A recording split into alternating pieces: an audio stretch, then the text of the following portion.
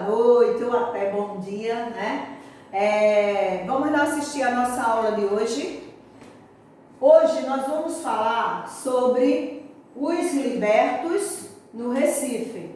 Já que a gente, estava falando nas aulas passadas sobre a escravidão, falamos sobre o quilombo, nós vamos ver como esses ex-escravos viveram após a abolição da escravatura. E eu estou trazendo para a nossa cidade, para nosso estado, para a gente conhecer um pouco dessa história aqui na nossa comunidade, pernambucana. É feito, durante o período colonial, foi feito um levantamento sobre as experiências sociais que homens e mulheres cativos, ex-escravos, livres de cor, na sociedade escravista, na cidade do Recife, para ver como era a vida dessas pessoas. E aí, alguns autores ou historiadores, eles perceberam a dificuldade dos ex-escravos, suas lutas para sobreviverem diante dos estigmas colocados por essa sociedade. Ou seja, marcas, Quais foram as marcas que foram usadas, para que trouxesse dificuldade para essas pessoas após a abolição da escravatura no Recife. E aí eu estou trazendo, isso aqui é um exemplo, gente, de uma pessoa, um coronel, Joaquim José de Santana. Esse coronel, nós estamos falando da cidade do Recife, mas no levantamento que eu fiz, ele estava nesse período aqui na Bahia, tá? Aqui está trazendo uma pequena citação, falando um pouco, que ele está falando sobre o Lampião, tá? Vamos lá. Ele foi um ex-escravo, encontrados por meio de processos civis, como testamento, meios eclesiásticos, envolvia assentos de batismo, casamentos, óbitos. Isso aqui foram documentos encontrados como era a vida de um escravo após a sua alforria, ou seja, a sua liberdade. Qual foi o caminho usado por ele que serviu como meio de sua sobrevivência no centro do Recife? Quais foram os meios que eles usaram para conseguir sobreviver no meio dessa sociedade após a abolição? Para alguns autores, muitos libertos tentaram retornar à África, em suas regiões, ou seja, voltar para suas aldeias, de onde eles vieram na África antes de vir ao Brasil. Ou seja, voltar às suas origens, só que eles sentiram dificuldades. Muitos não tinham dinheiro, Eles estavam no período da escravidão, eles estavam sem receber nada. Muitos deles trabalhavam só, mesmo depois da abolição, muitos trabalharam apenas para se alimentar, tá? Vamos lá, continuando. Então, eu vou trazer para vocês um pouco dessas dificuldades.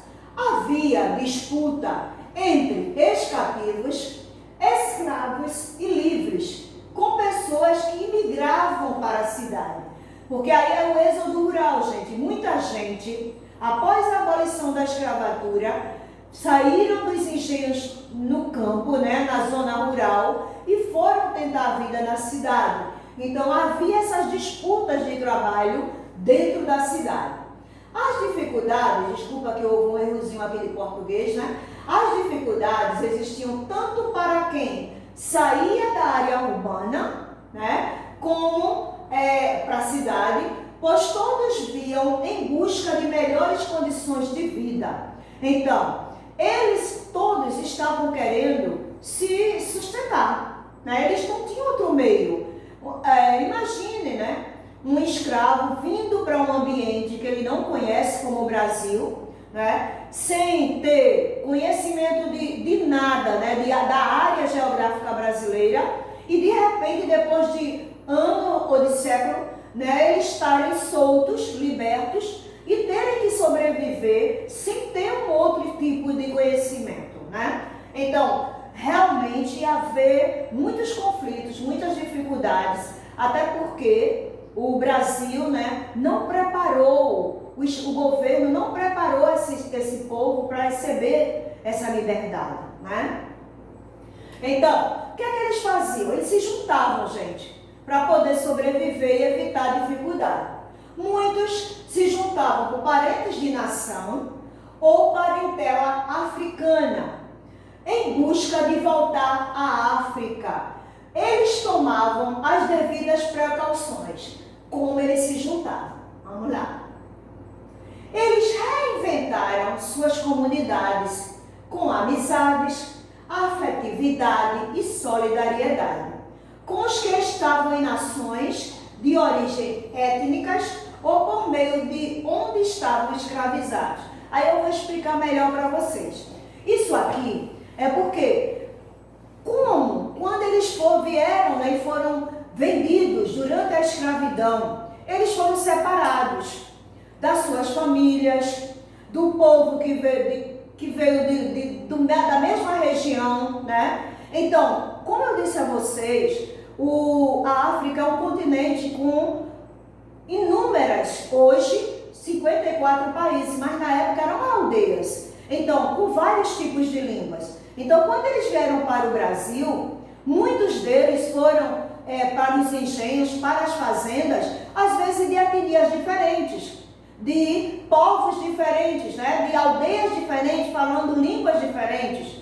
Então, quando eles foram libertos, que foram para a cidade tentar sua vida, né? Ou na sua própria região, muitos deles não tinham mais intimidade e amizade com seus parentes, eles foram vendidos separados, né? E eles tiveram que reinventar, ou seja, inventar novamente um novo modo de viver, tentando, né, não perder a sua origem.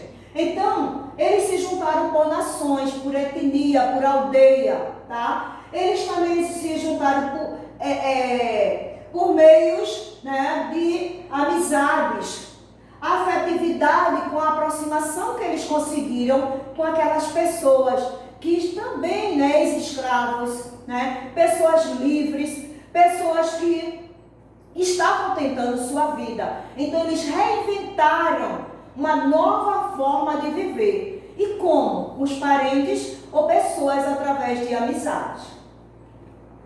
Eles se davam como? Para ter essa aproximação. Muitos deles se davam por casamento, para poder as aldeias, o grupo, né, se juntar. Eles se casavam, uma língua com o outro. Aí eu vou trazendo Beni, né, da África, Beni, Minas com Angola, tá? Assim como Gegés com Agôs e Savulos com Angicos. Isso são tudo aldeias, na época, africanas, que eles se juntavam, um de uma origem, outro de outro, e se juntavam em casamento para formar de novo uma família. Cativos, eles tinham mais dificuldades que aqueles que eram fogo. Muitos eram feitos entre os senhores colonos. A igreja também ditava as regras nesse meio dessa nova cultura que eles estavam se formando. A igreja era quem ditava as regras sociais, a forma como eles deveriam viver novamente. Qual era o modo de conduta que eles deveriam se portar? Só os libertos, fogos, eram impedidos de voltar.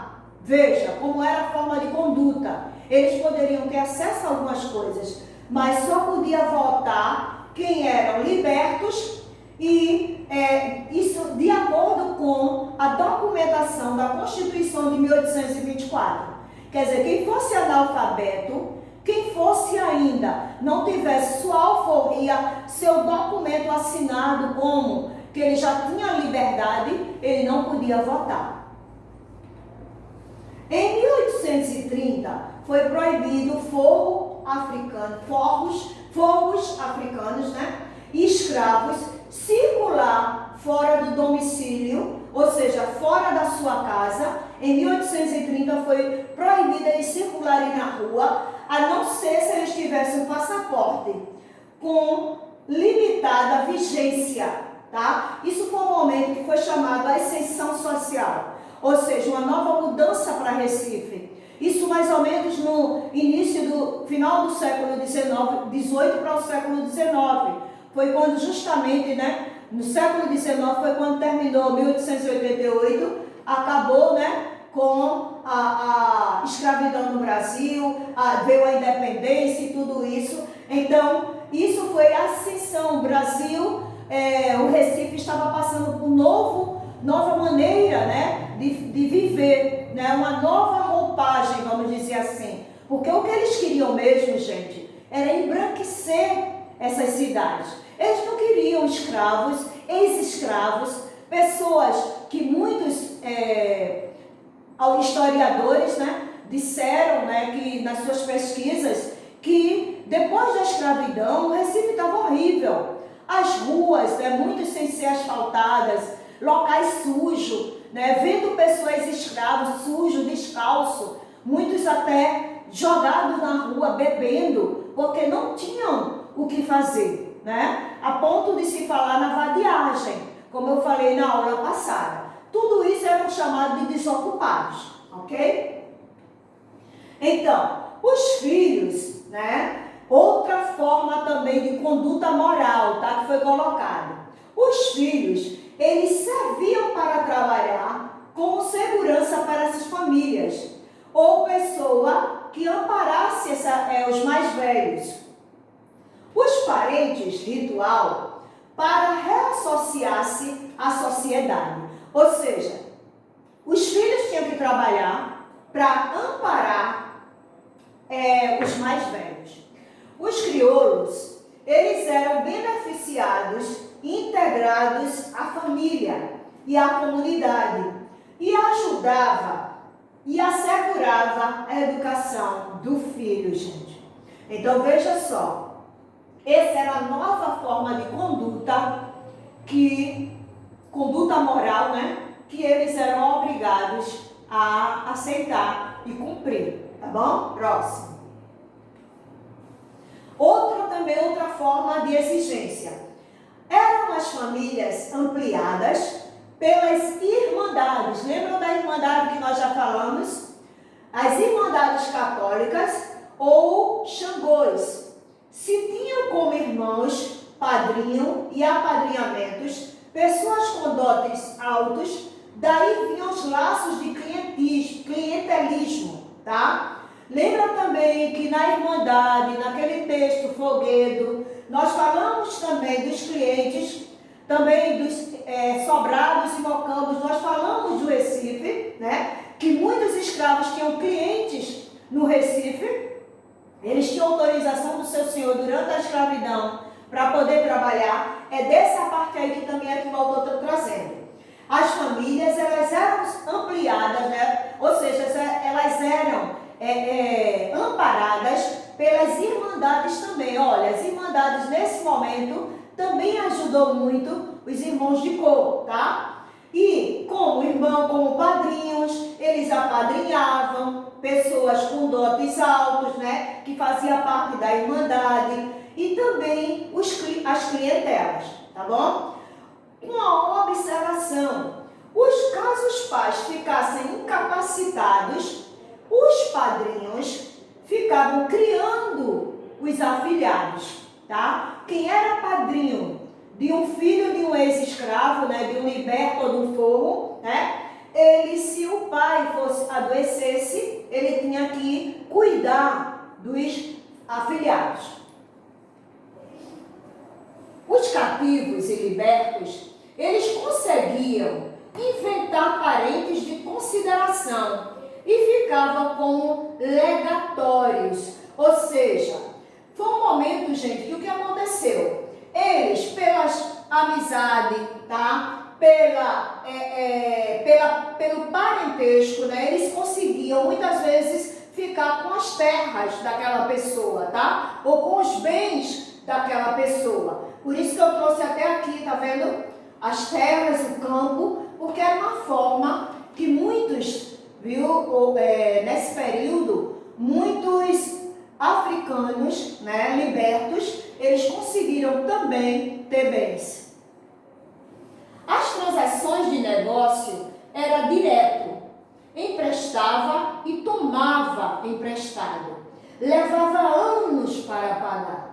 Só podia fazer essas transações com pessoas que tivessem negócio, laço estreito e uma boa amizade. Não era todo mundo que conseguia essas transações de negócio, ou seja, conseguia dinheiro, conseguia empréstimo, conseguia bens, tá? Entre 1820 a 1850, havia um manejo muito grande de pessoas livres e libertas.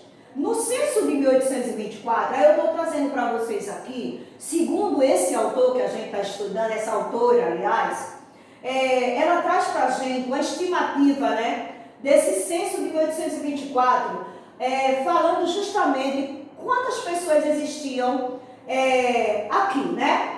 Então, ó, no censo de 1824, tinha 17.743 homens livres, negros, 7.935 escravos. Já em 1856, essa quantidade já praticamente triplicou, né? 33.270 habitantes livres, com a emigração urbana. E 7.703 cativos no centro urbano, ou seja, na cidade. E aí, a gente vê a quantidade, né, de pessoas escravas. Lembra que na aula passada eu também mostrei um gráfico de quanto, né, o Brasil recebeu escravos, né, da África aqui. Então, essa foi uma pequena amostra, gente, de como os escravos eles tiveram dificuldade aqui no centro, né? Não só aqui no nosso Recife, mas também em outros locais, com relação à sua reintegração, né, dentro da sociedade brasileira. Porque, como eu disse anteriormente para vocês, o escravo, ele não foi preparado, ele não foi orientado, né? Não teve um governo que trouxesse uma estratégia para que eles pudessem se assegurar após a escravidão. Eles foram libertos e jogados, né, no meio da sociedade na época, que era uma sociedade escravista, não é? E muitos não souberam o que fazer, né? Então, eu trouxe uma pequena, tem outros textos falando sobre isso, mas o texto que eu trouxe para vocês foi Valéria Costa, tá? E que foram os organizadores. Esse texto é História da Escravidão aqui em Pernambuco, e ela é da Universidade Federal de Pernambuco, de 2012, que ela fez a sua monografia, né? Mas eu peguei só um pequeno texto para trazer para vocês, tá certo?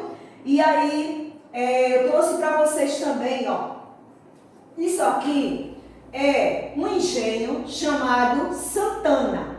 Esse engenho, gente, está em Jaboatão, tá? Ele foi um dos engenhos na época da escravidão que foi passando de família por família. E esse aqui foi passado para uma família ex-escrava por meio do casamento.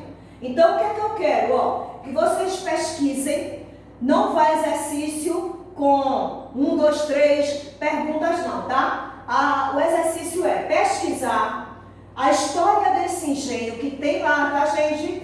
E escrever, você vai fazer um pequeno resumo, pode botar foto e enviar para mim no link lá, no e-mail lá da professora, tá? Sobre esse engenho, ok? E aqui a gente fica na nossa aula de hoje, tá?